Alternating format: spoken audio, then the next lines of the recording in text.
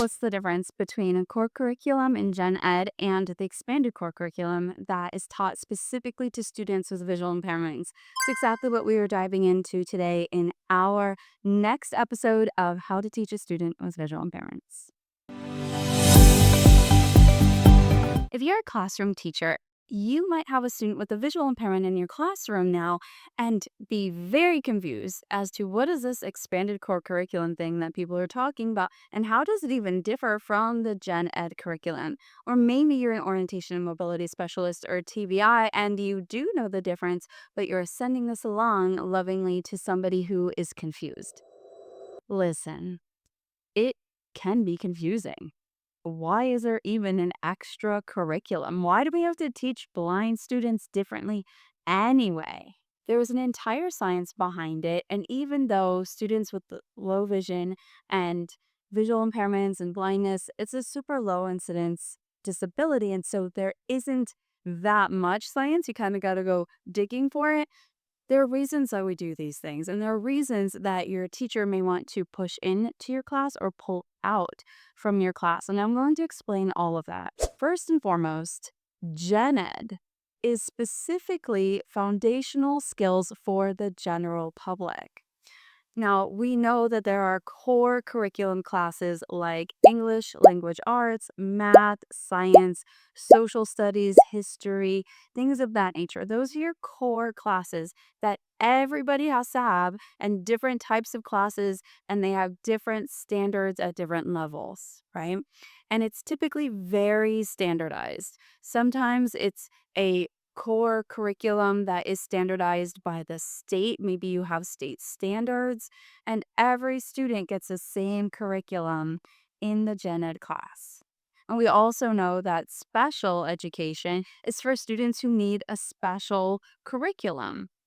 Now, that curriculum might change. It might be a life skills class. It might be certain pullouts. It is individualized in their individualized education plan, their IEP, and it is specifically tailored to that student so that they can access their FAPE, their free and appropriate public education.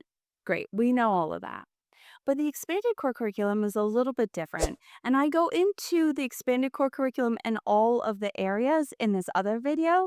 If you want to go check that out afterwards or even now, you're welcome to, and then circle back around. I'll be going into some of the areas of the expanded core that you as a gen ed teacher or special ed teacher might interact with, but we won't go into all of them in this video. Okay, so expanded core curriculum, what is that? Students with visual impairments miss out on 90% of learning simply because 90% of what we learn is done through our vision. It's incidental. I like to give an example that I've given many times before that's with a student or a child who's sitting down in their high chair watching mom or dad make a peanut butter and jelly sandwich.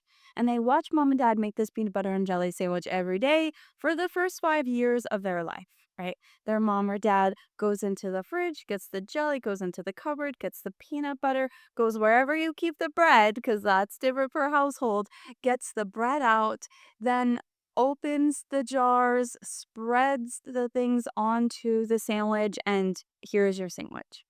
For our students, they may not get that opportunity. And so, what we've found over the years of doing this is that there are a lot of concept gaps. Now, it depends on the student's level of intellect, their visual impairment, everything going on at home, how much the student was talked to or really talked at as people were doing things around them. And so many different things go into play here. So, what we have found is that they need a completely different core curriculum.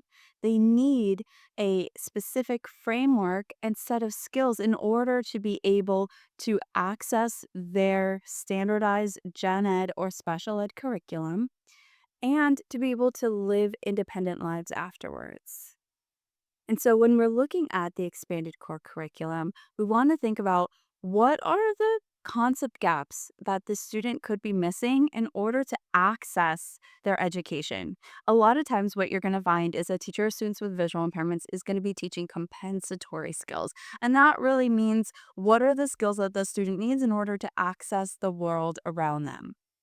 Do they need braille? Do they need to know how to organize a backpack? Do they need specialized instruction and different ways to do things?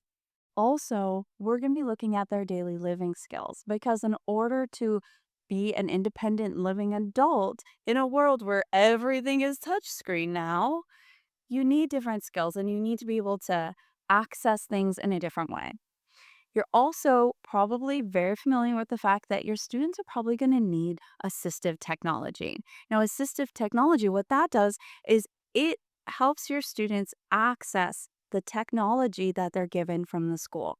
So it might mean that your student has a software that reads the screen to them. It's just called a screen reader. Don't be scared of it. Or it might mean that your student has a CCTV or other devices, or maybe they're using their phone or their iPads to blow things up and enlarge them so that they can see what's on the screen. Now, teaching students with visual impairments is not just about accommodating to their vision, but it's about taking the purpose of everything that you're doing and making sure that it's accessible to your students. Because it's not the same just to take your worksheet and blow it up if your student can't see in the first place. Or maybe they need more support with understanding what the numbers are. Or maybe they don't know that elephants have four legs. Like, that's a common thing.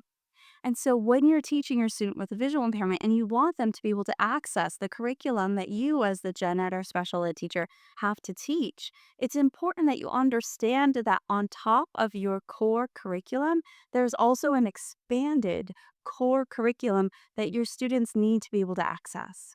So tap into your teacher students with visual impairments, your orientation and mobility specialist, your certified AT instructional specialist, let's say CADIS, if you have one, any of the people who have a VI background can help you to understand how to take what you're already doing and then accommodate how you're teaching and your instruction for your students with visual impairments, because it's not about doing more.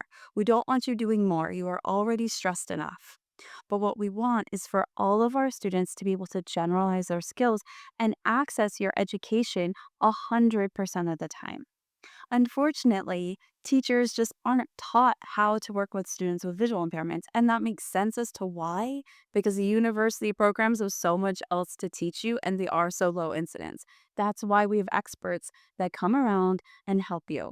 Now, when those experts come in, let's get into push in and pull out services. I'm having a student right now who's going from push in to pull out. And so it's a really great time for me to be able to talk about this with you.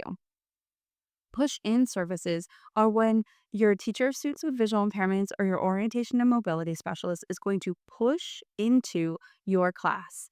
That means that they are going to be in the class doing the things with you as the leader and maybe with them doing things parallel.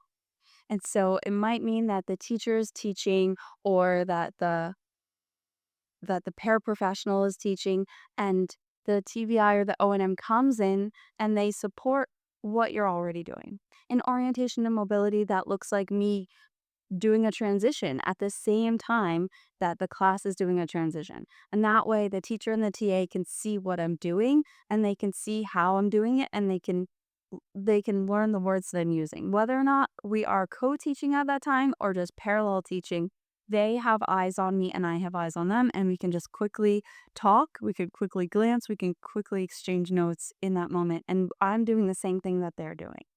Now, pull out services are when I'm going to come into your classroom and I'm going to pull the student out. This is typical, like what you might see in OT, in PT, and maybe speech and other related service staff like that, or related services like that. Because what in those cases, what I need to teach is going to be specialized and different from what your students need in that moment. And I'm going to do my best, all of us do, to pull students at the least academic time possible so that they have the most academic time with you. That means we might be pulling out of PE, we might be pulling out of art, but sometimes we have to pull out of those core curriculum.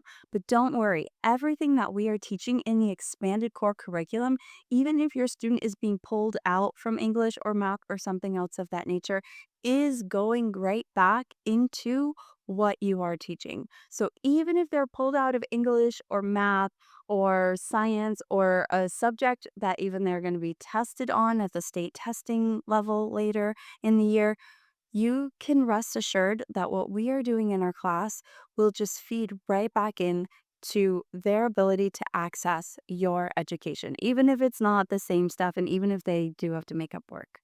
I hope that this was helpful for you. Honestly and truly, I didn't even introduce myself in this video today. If you don't know me, I'm Cassie Maloney. I'm an orientation and mobility specialist as well as the founder of the Society of Exceptional Educators. And I'm just so glad that I get to spend this time with you and help you as a general ed or special ed teacher understand what your student with visual impairments needs so that you're not stressed out.